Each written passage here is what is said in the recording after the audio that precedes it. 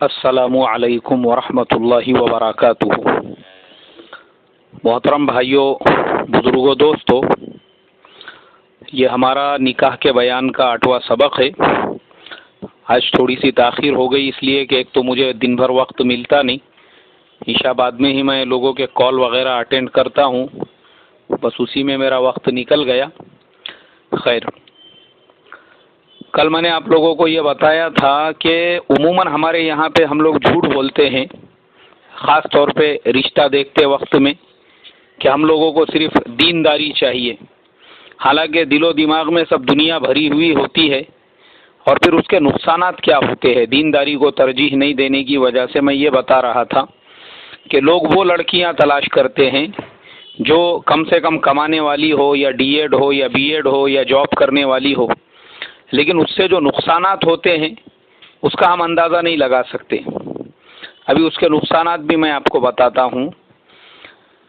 کہ بعض اوقات ہوتا ایسا یہ ہے کہ جو عورت جاب کرتی ہے یا کمائی کرتی ہے، اس میں دو باتوں کا گھمنڈ ہوتا ہے۔ ایک تو اس بات کا گھمنڈ ہوتا ہے، اس بات کی اکڑ ہوتی ہے کہ میں کمانے والی ہوں، میں کیوں اپنے ساس کی بات سنوں، میں کیوں اپنے شوہر کی اطاعت اور فرما برداری کروں۔ تو جو ایک عام عورت ہوتی ہے، جو ایک عام لڑکی ہوتی ہے، بیچاری کم پڑھی لکھی، وہ جس طرح سے آپ کی خدمت کر سکتی ہے، آپ کی فرما برداری کر سکتی ہے، آپ کے ماں باپ کو اپنے ماں باپ کے جیسا رکھ سکتی ہے، تو ایک ہائر ایجوکیٹڈ اور کروڑ پتی گھرانے کے لڑکی سے آپ کبھی بھی یہ ایکسپیکٹیشن نہیں رکھ سکتے۔ اس کا ریزن، اس کی وجہ یہ ہوتی ہے کہ اس کے اندر جو گھمنڈ ہوتا ہے دولت کا اور اکڑ کا۔ اور میں نے اکثر ایک تو یہ دیکھا ہوں کہ اگر مال والے لوگ ہیں تو حتی الامکان وہ کوشش یہ کرتے ہیں کہ ان کے جوئی نے، ان کے داماد نے ان کا غلام بن کے رہنا، اور داماد کو اور جوئی کو غلام بنانے کے لیے وہ جس طرح کے فارمولے استعمال کرتے ہیں، ان میں سب سے پہلا فارمولہ تو یہ ہوتا ہے کہ وہ داماد کی اتنی عزت، اتنا اکرام، اور اس کو اتنا میٹھا میٹھا باتیں کر کے جو ہے میٹھا بنایا جاتا ہے۔ اور بعض اوقات کچھ ایسے بھی ہمارے زمانے میں شیطانی فطرت کے لوگ ہیں کہ خود اس کو اس کے ماں باپ کے خلاف ورغلانے کا کام کرتے ہیں، اس کے باپ کے خلاف، اس کو اس کے ماں باپ کے خلاف، اس کو اس کے بھائیوں کے خلاف، اس لیے کہ ان کی پوری فیلڈنگ اور پلاننگ یہ ہوتی ہے کہ اپنے پاس میں دولت اور پیسے کی تو کمی نہیں ہے، اب بیٹی ہے اپنی ہی، داماد کو اپنے گھر پہ بلا لیں گے، اپنے کسی کاروبار میں سیٹ کر دیں گے، یا کوئی دوسرا دھندا کاروبار شروع کر کے دے دیں گے۔ تو اکثر میں نے مالداروں کے دامادوں کو یہ دیکھا ہوں کہ وہ بہت جلدی گھر جوائی بن جاتے ہیں، ہجرت اختیار کرتے ہیں اپنے ماں باپ سے، اپنے بھائیوں سے، اپنے رشتہ داروں سے، اور سسرال میں جا کے گھر جوائی بن کے رہتے ہیں۔ ریزن یہ ہوتا ہے کہ وہ لوگ یہ چاہتے ہیں یہ ہمارا گھر جوائی بن کر رہے۔ اچھا، اس میں اتنی ڈیرنگ نہیں ہوتی ہے ان لوگوں کے پیسے کے گرمی کے سامنے اور پیسے کے پاور کے سامنے یہ بولنے کی کہ بھائی دیکھو، میں اپنے ماں باپ کو چھوڑ نہیں سکتا، میرے ماں باپ کے گھر پہ اگر ایک روٹی بھی بنتی ہے تو ہم لوگ اس کو آدھی آدھی بانٹ کر کھا کر اس میں گزر بسر کر سکتے ہیں، مگر مجھے آپ کے گھر کے بریڈ اور آپ کے گھر کے کیک نہیں چاہیے، میری اپنی جواری باجری کی روٹی اچھی ہے۔ تو یہ ڈیرنگ اس کے اندر نہیں پیدا ہوتی۔ ریزن یہ ہوتا ہے کہ وہ لوگ اس کو کیک، اور کیک کے اوپر جو امول بٹر ہوتا ہے وہ ایسا مسل کے کھلاتے ہیں کہ پھر وہ بیچارہ گرویدہ ہو کے اپنے سسرال والوں کے اطراف میں طواف کرنا شروع کر دیتا ہے، اور وہ بیوی بھی اس کو ایسا آب حیات پلا دیتی ہے کہ اس کے بعد میں پھر حضرت جو ہے وہیں پہ جو ہے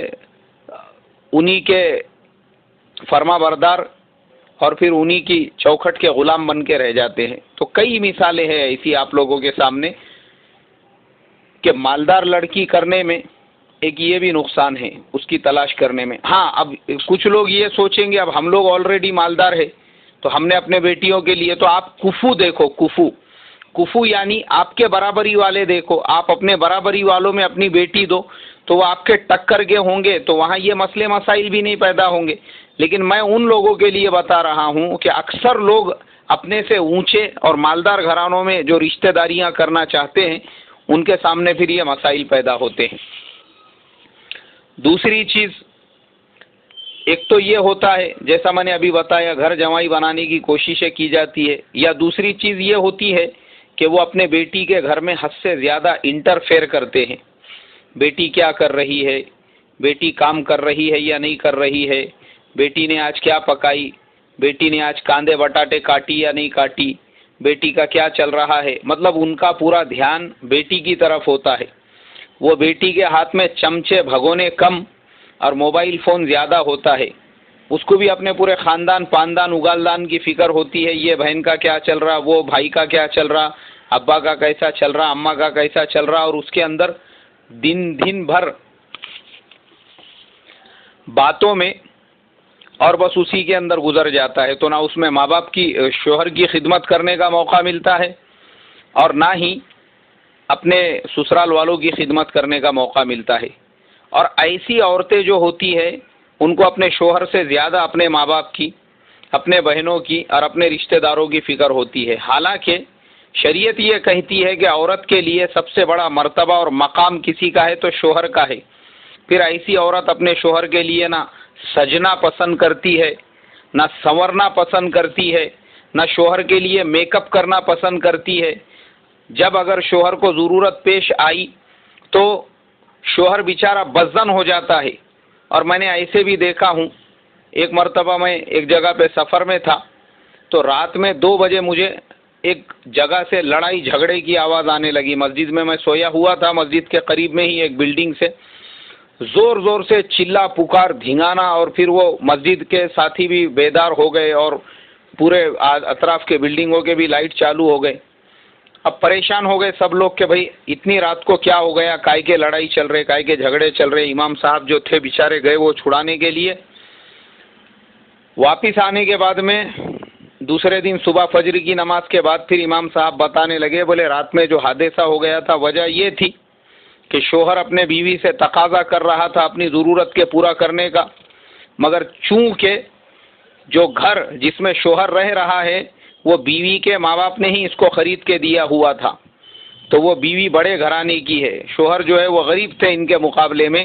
اب شوہر اپنی ضرورت پوری کرنا چاہتے ہیں اور بیوی ان کو اپنے قریب میں نہیں آنے دے رہی ہے. اب دونوں میں اسی بات کو لے کے حجت، اسی بات کو لے کے تو میں، پھر معاملہ یہاں تک بڑھا کہ حضرت جو تھے وہ بے قابو ہو گئے، اور بے قابو ہونے کے بعد پھر چلا پکار دھینگانا، اور پھر اطراف والوں کو اور بازو والوں کو اور پڑوس والوں کو، یہاں تک کہ مسجد کے امام صاحب کو بھی پتہ چل گیا کہ کس مسئلے کی وجہ سے آپس میں لڑائی اور جھگڑا ہو رہا تھا. تو میرے محترم بزرگوں، یہ سارے مسائل ہیں، یہ سارے پرابلمس ہیں جو اگر انسان امیر گھرانے کی، کروڑ پتی گھرانے کی لڑکی تلاش کریں گا تو اس کو فیس کرنا پڑیں گے. پھر اور میں بتاتا ہوں آپ کو مسائل آگے کے. پھر ایک چیز یہ ہوتی ہے، اگر وہ لڑکی جاب وغیرہ کر رہی ہے تو اس کو ضرورت ہی نہیں رہتی شوہر کی، لیکن جب وہ بوڑھی ہو جاتی، جب حالات کا شکار ہوتی، تب اس کو شوہر کی ضرورت محسوس ہوتی ہے. یہ بھی میں ایک واقعہ آپ کو بتاتا ہوں. ایسے بھی کئی واقعات آپ کو سننے کے لیے ملیں گے. کئی عورتیں ایسی ہوتی ہے، ان کو گھمنڈ ہوتا ہے، اکڑ ہوتا ہے، میں تو جاب کر رہی ہوں. اور میں نے دیکھا ہوں اکثر جاب کرنے والیوں کے طلاق بہت جلدی ہو جاتے ہیں. تو ان کو یہ گھمنڈ ہوتا ہے ایکچولی اپنے جوانی کا، اپنے بدن پہ جو اٹریکشن ہے، جو اپنا اسمارٹنیس ہے، جو اپنا پریٹینیس ہے، اس کے اوپر ان کو ایک دم گھمنڈ اور اکڑ ہوتی ہے. کیونکہ روز بازار میں آتی جاتی، آفسوں میں آتی جاتی، کام دھندے پہ آتی جاتی، تو 50 مردوں کی اس کے اوپر جب نظریں پڑتی ہے تو وہ پھر یہی سوچنے لگتی ہے کہ میں ایک کی بن کے کیوں رہوں جب یہاں میرے چاہنے والوں کے ٹولے کیا ٹولے ریڈی اور تیار ہے. ایسے حالات میں پھر یہ حادثے پیش آتے ہیں کہ ایسی عورت اپنے شوہر کی فرما برداری بھی نہیں کرتی، شوہر کی اطاعت بھی نہیں کرتی، شوہر کو جس وقت ضرورت محسوس ہوئی اس کی خدمت بھی نہیں کرتی. اور یہ حالات سے تنگ آ کر ایک وقت ایسا آتا ہے، اس کو اپنے جاب کی اکڑ اور گھمنڈ ہوتا ہے، اور دوسری طرف شوہر جو ہوتا ہے بیچارہ وہ اپنے کام دھندے میں ہوتا ہے. دونوں میں اسی مسئلوں کو لے کر تو میں چلتے رہتی ہے اور نوبت طلاق تک پہنچ جاتی ہے. طلاق ہونے کے بعد میں اکثر آپ کو یہ چیز دیکھنے میں ملیں گی کہ لوگ جاب کے چکر میں کرتے ہیں، لیکن اکثر ایسے نکاح زیادہ دنوں تک ٹکتے نہیں. ایسے نکاح انہی مردوں کے ٹکتے ہیں جو مرد اپنے بیوی کے پیروں کے اطراف میں طواف کرنا سیکھ لیتے ہیں. جب ان کو آ جاتا ہے کہ بھائی ہماری بیوی تو اب جاب کر رہی ہے تو میں کس طریقے سے اپنے گھر کے برتن دھو سکوں، کس طریقے سے کچن سنبھال سکوں، کس طریقے سے بیوی کے اور اپنے بھی کپڑے دھو سکوں، یہاں تک کہ بیوی بیچاری تھک ہار کے دن بھر کی کام کر کے گھر میں آئی ہوئی ہے، اب میں کیسے اس کے پیروں کے انگلیاں کھینچوں اور کس طریقے سے اس کے پیر دباؤں، یہ سب چیزیں جو مرد کو آ گئی تو ایسا مرد ہی ایک جاب کرنے والے بیوی کا ہسبینڈ اور شوہر بن کے رہ سکتا ہے۔ ورنہ حال یہ ہے کہ اگر آپ میں تھوڑا سا بھی مرد پنا پیدا ہو گیا اور آپ نے تھوڑی اپنے مردانگی کی اکڑ دکھائی تو ایسی عورت آپ کے گھر میں رہ نہیں سکتی۔ اور میں وہی مثال دے کے آپ کو بتا رہا تھا کہ میرے پاس میں ایسے 101 قصے ہیں جس کے اندر آپ کو یہ سننے کے لیے ملیں گا کہ لوگوں نے جذبات میں اور جوش میں جاب کرنے والی بیویوں سے شادی اور نکاح تو کر لیے، انہوں نے ان کو اپنا بیوی بنا لیے جاب کرنے والے لڑکیوں اور عورتوں کو، لیکن زیادہ دنوں تک ان کی گاڑی ٹک نہیں سکی۔ تو اس کے لیے میرے محترم بزرگوں،